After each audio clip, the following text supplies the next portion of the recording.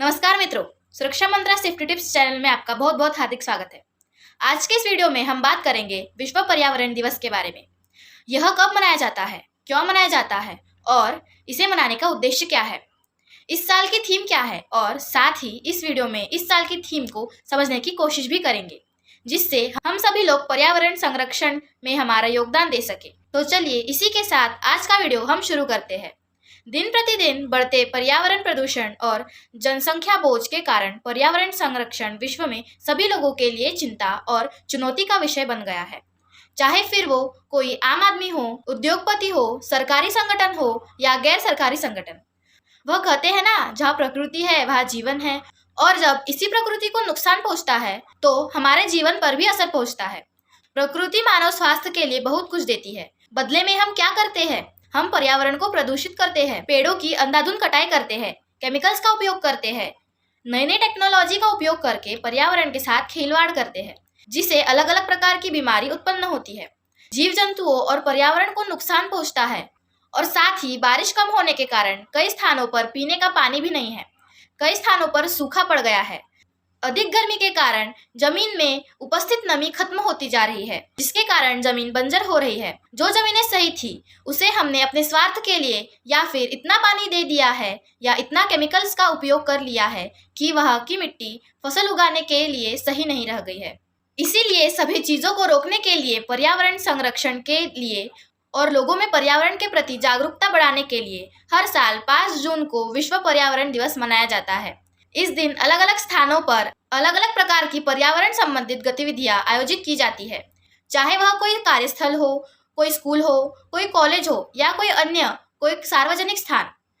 इन सभी स्थानों पर निबंध प्रतियोगिताएं, खेलकूद प्रतियोगिताएं, बैनर प्रदर्शनी, नाटक, गीत आदि के माध्यम से लोगों में पर्यावरण के प्रति जागरूकता बढ़ाने की कोशिश की जाती है, जिससे वह लोग ऐसा कोई कार्य न करें और न ही ऐसे उपकरणों का या सामग्री का उपयोग करें जिससे पर्यावरण, जीव जंतु को किसी प्रकार का कोई नुकसान न पहुंचे।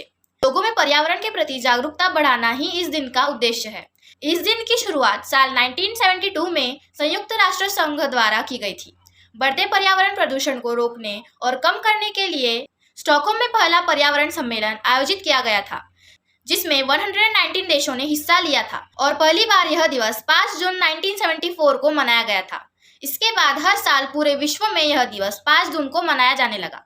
हर साल इस दिवस की थीम अलग अलग होती है और हर साल एक अलग देश इस दिवस की मेजबानी करता है, और इस साल का मेजबान देश है सऊदी अरब। और इस साल की थीम है land reforestation, desertification and drought resilience, यानी भूमि पुनर्स्थापन, मरुस्थलीकरण और सूखे से निपटने की क्षमता। थीम को अच्छे से समझने से पहले हम बात करते हैं लैंड रिस्टोरेशन यानी भूमि पुनर्स्थापन क्या होता है।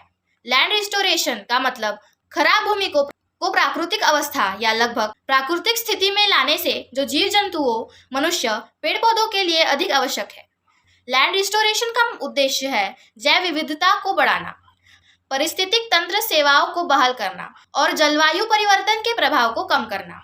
इसी प्रकार डिजर्टिफिकेशन एंड ड्रॉट रेजिलियंस का मतलब है कि जो जमीनें बंजर हो चुकी है या जिन स्थानों पर सूखा है वह पर कुछ ऐसा किया जाए जिससे उनके प्रभाव को कम किया जा सके, क्योंकि जो जमीनें बंजर हो गई है, जिन स्थानों पर सूखा है, वह 1 या 2 सालों में नहीं हुआ।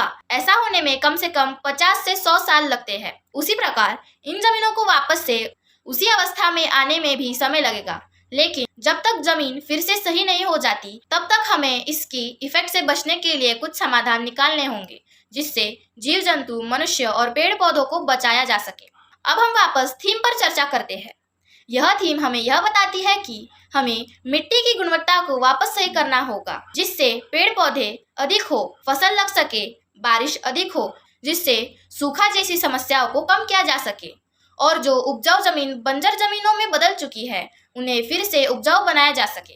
क्योंकि आजकल हम सभी लोग अपने स्वार्थ के लिए जाने या अनजाने में वो सभी कार्य कर रहे हैं जो पर्यावरण के लिए बिल्कुल भी सही नहीं है, जैसे प्लास्टिक का आवश्यकता से अधिक उपयोग करना, पेड़ों की अंधाधुंध कटाई करना, नदी नालों में गंदा पानी छोड़ना, कारखानों और ऑटोमोबाइल वाहनों से निकलने वाला जहरीला धुआं, फसलें जल्दी और ज्यादा उगाने के चक्कर में ज्यादा केमिकल का उपयोग करना आदि। इन सभी के कारण पर्यावरण, जीव जंतु, मनुष्य पर बुरा असर पड़ रहा है। पेड़ों की अंधाधुंध कटाई के कारण और बारिश कम होने के कारण जमीन में पानी का स्तर भी काफी नीचे चला गया है और यह समय के साथ कम ही हो रहा है। इसलिए हम सभी लोगों को इन सभी बातों को गहराई से चिंतन करना होगा और समाधान निकालना होगा, जिससे पर्यावरण फिर से हरा भरा हो सके, पेड़ पौधे लग सके और फसलें अच्छी हो और अधिक बारिश के कारण सूखा जैसी समस्याएं खत्म हो सके और सभी लोग एक खुशहाल जीवन जी सके।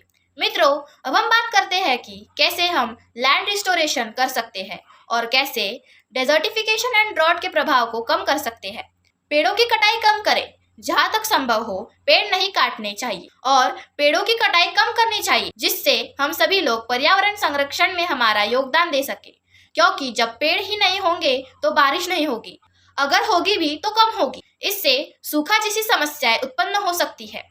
हमें जितना हो सके कागज का उपयोग कम करना चाहिए, क्योंकि कागज पेड़ से बनता है। क्योंकि जितनी ज्यादा कागज की डिमांड होगी उतनी ही ज्यादा पेड़ों की कटाई होगी। अधिक से अधिक पेड़ लगाएं। हम सभी लोगों को जितना हो सके पेड़ लगाने चाहिए, क्योंकि धरती पर जीवन के लिए पेड़ बहुत ज्यादा जरूरी है। हमें किसी भी ओकेजन पर, चाहे किसी का जन्मदिन हो, किसी की एनिवर्सरी हो, कम से कम एक पेड़ जरूर लगाना चाहिए। साथ ही जिन स्थानों पर सूखा है वहां बारिश से पहले छोटे छोटे गड्ढे खोद देने चाहिए, जिससे उनमें बारिश का पानी इकट्ठा हो सके और उनके आसपास पेड़ लगाएं। क्योंकि पौधारोपण द्वारा और सूखारोधी फसलों की खेती करके सूखे के प्रभाव को कम किया जा सकता है। पानी का उपयोग सही तरीके से करें। हमें हमेशा पानी का उपयोग सही तरीके से करना चाहिए, कभी भी इसे व्यर्थ नहीं बहाना चाहिए, क्योंकि पानी हमारे जीवन का एक अनमोल हिस्सा है। सिंचाई के तरीकों में परिवर्तन करके जल के दुरुपयोग को रोकने वाली सिंचाई पद्धतियां जैसे ड्रिप सिस्टम, स्प्रिंकलर सिस्टम आदि को अपनाकर जल की बर्बादी को रोका जा सकता है। साथ में बारिश के पानी को भी स्टोर करना चाहिए, क्योंकि वह कहते हैं ना, जल है तो कल है। जिन चीजों के उपयोग से पर्यावरण को नुकसान होता है उनका उपयोग नहीं करना चाहिए। हमें हमेशा उन्हीं चीजों का उपयोग करना चाहिए जिससे पर्यावरण को किसी प्रकार का कोई नुकसान न हो। और जितना हो सके हमें केमिकल्स का उपयोग नहीं करना चाहिए। नदी नालों में गंदा पानी नहीं छोड़ना चाहिए। और ध्यान रखें, उर्वरक का उपयोग भी कम से कम करना चाहिए, क्योंकि इससे मिट्टी की गुणवत्ता खराब होती है। बल्कि फसल के लिए देसी खाद का उपयोग करना चाहिए, जैसे गाय के गोबर का। अलग अलग प्रकार की फसल उगाए। हमें हर साल अलग अलग प्रकार की फसल उगानी चाहिए, जिससे मिट्टी की गुणवत्ता बनी रहे। हम किसी फसल की खेती करते हैं, उस फसल की खेती के लिए हमें अधिक पानी और अधिक उर्वरक की आवश्यकता होती है। अगर हम ऐसा लंबे समय तक करेंगे तो ऐसा करने से वहाँ की मिट्टी की गुणवत्ता में कमी आ सकती है। इस चीज से बचने के लिए हमें ऐसी फसल की खेती करनी चाहिए जिसमें कम पानी लगे, वहाँ कम उर्वरक की आवश्यकता हो, जिससे मिट्टी की गुणवत्ता बनी रहे। मित्रों, जिस तरह चुनाव में हर वोट मायने रखता है, उसी तरह पर्यावरण को बचाने के लिए भी कहा जा सकता है। छोटे छोटे कार्य भी काफी मायने रखते हैं। जब लाखों लोगों के द्वारा छोटे बड़े कार्य किए जाते हैं तो वह हमारे पर्यावरण के संरक्षण में महत्वपूर्ण अंतर ला सकता है। इससे कोई फर्क नहीं पड़ता कि कार्य छोटा है या बड़ा। तो मित्रों, आइए इस विश्व पर्यावरण दिवस के अवसर पर हम सभी अपने पर्यावरण की रक्षा के लिए कम से कम एक छोटा कदम उठाने का संकल्प लें। हम पर्यावरण संरक्षण को अपने दैनिक जीवन का हिस्सा बनाएं और एक स्वच्छ और हरित पर्यावरण के लिए अपना योगदान देंगे। इसी के साथ आज का वीडियो हम समाप्त करते हैं। अगर आज का वीडियो आपको अच्छा लगा तो इसे लाइक करें और इस वीडियो को अधिक से अधिक शेयर करें और बेल आइकन को दबाना न भूलें। तो मित्रों, स्वस्थ रहे, मस्त रहे, सतर्क रहे, सुरक्षित रहे। बहुत बहुत धन्यवाद।